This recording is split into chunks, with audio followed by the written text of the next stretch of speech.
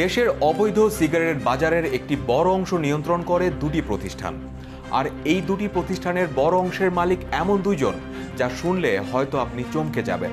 এই দুটি company Oris ও easy লাইটসের মতো বিদেশি ব্র্যান্ডের সিগারেটের নকল সহ বিভিন্ন ব্র্যান্ডের সিগারেট তৈরি করছে, যা ঢাকা ও চট্টগ্রামের মতো বড় শহরগুলোতে বিক্রি করা হচ্ছে। দ্য ডেইলি স্টারের অনুসন্ধানের ভিত্তিতে সম্প্রতি প্রকাশিত প্রতিবেদনে উঠে এসেছে কিছু চাঞ্চল্যকর তথ্য। চলুন তা নিয়ে বিস্তারিত আলাপ করি আজকের নিউজ প্লাসে।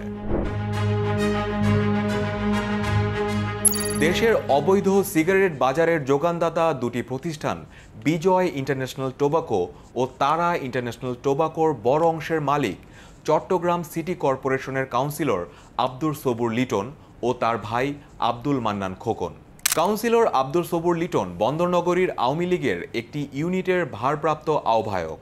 দীর্ঘদিন ধরে কোম্পানি দুটি সিগারেটের প্যাকেটে নকল ব্যান্ড রোল লাগিয়ে দেশের বিভিন্ন স্থানে সরবরাহ করে আসছে বলে এনবিআরের সেন্ট্রাল ইন্টেলিজেন্স সেলের চলমান একটি তদন্ত সূত্রে জানা গেছে।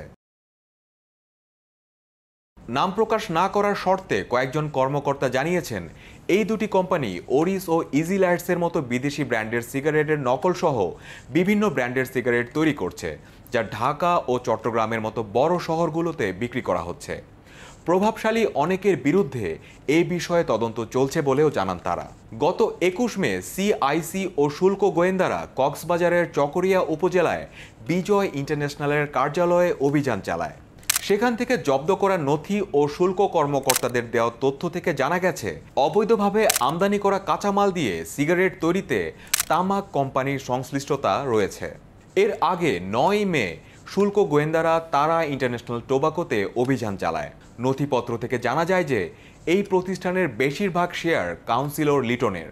নথিপত্র থেকে পাওয়া তথ্য অনুযায়ী 2017 সালের মার্চে 40 লাখ টাকার প্রস্তাবিত প্রাথমিক মূলধনী প্রতিষ্ঠান তারা ইন্টারন্যাশনাল টোবাকোর 70% শেয়ারের মালিক হন লিটন।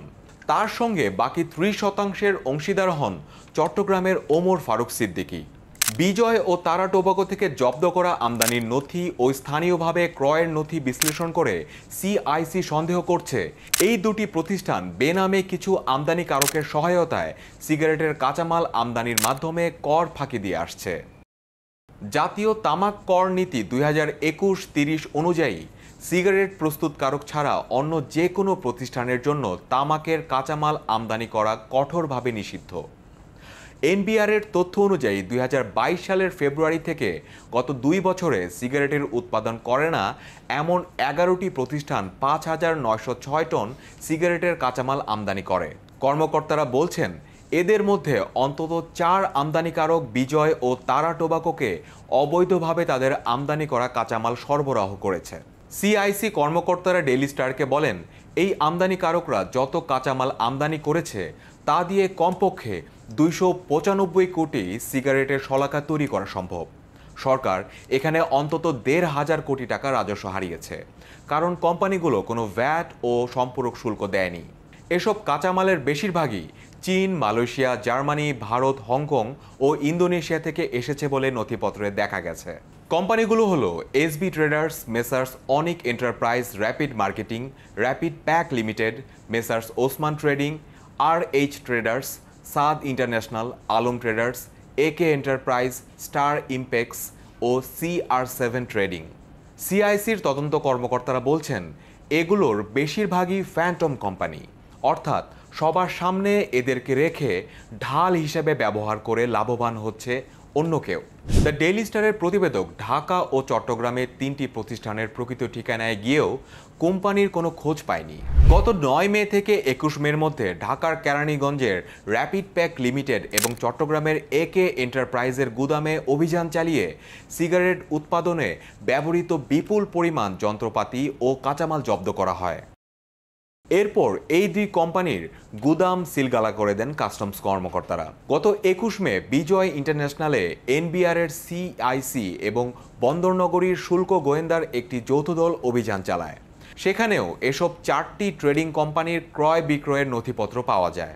বর্তমানে AK এন্টারপ্রাইজের আমদানি করা বিদেশি ব্র্যান্ড ওরিস লেখা 7.56 টন সিগারেটের ফয়েল পেপার চট্টগ্রাম কাস্টমসের কাছে জব্দ আছে।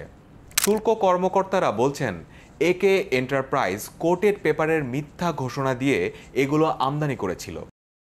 জিজ্ঞাসাবাদে একে এন্টারপ্রাইজের মালিক একেএম জিয়াউদ্দিন কাস্টমস কর্মকর্তাদের জানান, কাউন্সিলর লিটনের জন্য তিনি এসব পণ্য আমদানি করেন। এজন্য তিনি অগ্রিম টাকাও পেয়ে থাকেন।